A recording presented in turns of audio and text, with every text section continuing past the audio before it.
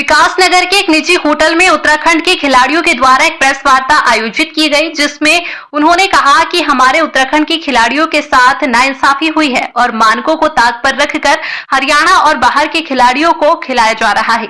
साथ ही उन्होंने सरकार पर खिलाड़ियों के द्वारा दिए गए पैसों को भी फेडरेशन के द्वारा वापस ले लिए जाने के संबंध में बताया। वहीं उत्तराखंड के खिलाड़ियों के द्वारा कहा गया कि उनके साथ अन्याय हुआ है। वहीं कई खुलासे प्रेस वार्ता में इन खिलाड़ियों के द्वारा किए गए।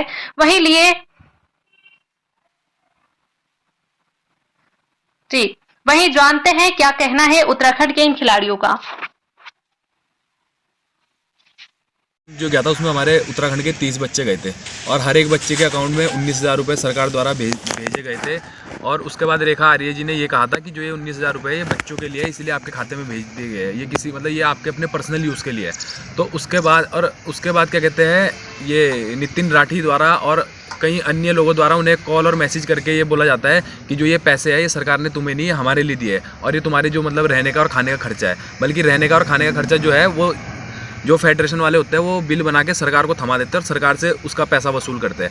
दूसरी बात ये है कि जब इन्हें ये क्या कहते हैं, जब जैसे मान लो इन्होंने पैसे बच्चों से वापस मांगे तो कहीं ना कहीं इन्होंने मतलब जैसे बच्चे 30 बच्चे थे तो इन्होंने कमरे वहाँ पे 16 रूम खुलवाए थे। 16 रूम खुलवाने के बाद बच्चे एक रूम में 3 बच्चे रह रहे थे। तो कहीं ना कहीं इन्होंने वहाँ भी पैसे बचाने की कोशिश करी। अगर ये अपनी जेब से पैसा बच्चों से लेके पैसा देते तो ये एक्स्ट्रा कमरे तो खुलवा के एक्स्ट्रा बिल तो बनवाते नहीं वहाँ पे। जब बच्चे खुद करेंगे, हमारे जो बिल बन रहा था, बिल 16 रूम का बनता था, मतलब 16 कमरों का बिल बनता था और जो 6 कमरे खाली थे, मतलब 6 कमरों में टोटल जो लोग रह रहे थे 10 कमरों में रहते थे। तो कहीं ना कहीं ये इसमें धांधली हुई है। और दूसरी बात ये कि क्या बोलते हैं, जो पैसा जो था वो टोटल 5,70,000 रुपये इसमें पैसा था और इन्होंने 5,70,000 रुपये सारा पैसा बच्चों से वापस मांगा, जिसमें क्या बोलते हैं मतलब इन्होंने ये बोला ही था, बल्कि रेखा आर्य जी ने खुद ये बोला कि ये पैसा तुम्हारा है। तो इसमें तो आपको साफ दिख ही रहा है कि इसमें सीधा धांधली हुई है। और दूसरी बात ये कि अगर मान लो ये पैसा, जैसे अभी हम जब इनसे बात हुई तो ये कह रहे कि ये पैसा सरकार ने हमें दिया था, मतलब हमने भी जब इन्हें फ़ोन किया तो ये कह रहे कि नहीं, ऐसे करके इनकी डाइट के लिए था और इनके कमरे में रहने के लिए था।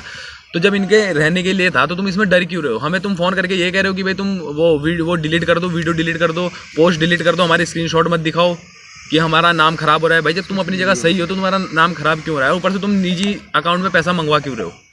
तो ये कहीं ना कहीं इसमें धांधली हुई है और हमारा आपके चैनल के माध्यम से सरकार से निवेदन है कि इस मामले में कड़ी से कड़ी कार्रवाई होनी चाहिए। इस पूरे मामले को लेकर क्या रेखा आर्य से बात हुई आपको पैसे के? जी, रेखा आर्य जी से हमारी इस मामले में बात हुई और रेखा आर्य जी के पास हम मिलने भी गए थे। हमारे खिलाड़ी भी गए, मतलब मिलने गए हम वहाँ पे। अब वहाँ ये समझो आप मिले या ना मिले बराबर ही था, क्योंकि जो खिलाड़ी थे उन्हें बाहर रख दिया गया, हम बाहर ही खड़े रहे, हम अंदर मिलने गए। मिलने में बात सीधा हुई, रेखा आर्य जी ने ये कह दिया कि मेरा इसमें कोई, हमारा मतलब इससे कोई लेना देना नहीं है। भाई जब शिक्षा, जब क्या बोलते खेल मंत्री का इससे कोई लेना देना नहीं है तो ये फेडरेशन का मालिक है कौन फिर? वो कह रहे कि इसका डायरेक्ट सीधा वहाँ से है कि इसका जो मामला है वो सीधा वहाँ से है कि वो ओलंपिक से। तो अगर इसका ओलंपिक से है तो इसे वो हमारी राज्य सरकार इन्हें पैसा क्यों दे रही है? भाई फिर तो राज्य सरकार को पैसा देना नहीं चाहिए।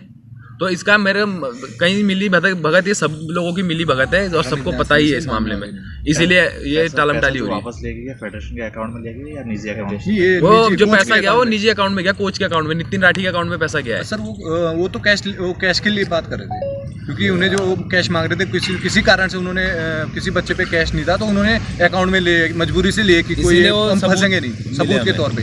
और ये इनकी मिली भगत है, सबका दान लिए बल्लेबाजी में। और इसमें हमें पहले हमारे ऊपर भी इन्होंने ब्लैकमेल करा। जब हम जस्ट यूपी से खेल रहे थे तो हमारे ऊपर उत्तराखंड फेडरेशन ने ये बैन करा था कि तुम अदर स्टेट से खेलोगे तो तुम्हें उत्तराखंड में 3 साल के लिए बैन कर दिया जाएगा। तो हमने वहाँ पे सिक्योरिटी भरी थी 40,000। कहीं बच्चे थे उत्तराखंड के जिन्होंने भरी। तो हमारी सिक्योरिटी भरने के बाद इन्होंने हमारे ऊपर ऐसा प्रेशर डाला। देहरादून के जो सबसे मेन है, हमारी मेन बॉडी जो हमारे देहरादून के टीचर है, वो लोग इसमें इन्वॉल्व है, क्योंकि वो भी हमारा साथ नहीं दे रहे जब गलत हो रहा है। और लेकिन उन्होंने हमारे ऊपर कहीं ना कहीं उस टाइम प्रेशर बनाया, अगर बाहर से खेलोगे तो तुम्हें हम 3 साल के लिए बैन कर देंगे। तो हमने सिक्योरिटी भरी थी, हमने वो घुसा दी और हमारे साथ इन्होंने यहाँ ये करा कि हमें इधर सिक्योरिटी घुसाने के बाद हमारे साथ 3 साल का बैन कर दिया और हमें डराया धमकाया गया, अगर बाहर से खेलोगे तो तुम्हें उत्तराखंड से कभी खेलने नहीं दिया जाएगा।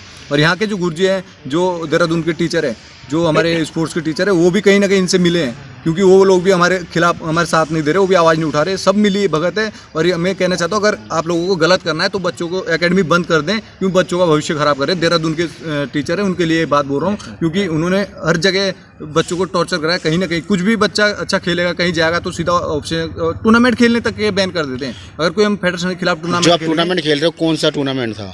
सर ये उत्तराखंड ये समझो जस्ट कबड्डी था, ये एक लीग थी, बड़ी लीग थी, वो अच्छा प्लेटफॉर्म था हमारे लिए, लेकिन उसमें जाने के लिए भी इन्होंने हमारे ऊपर बैन कर दिया।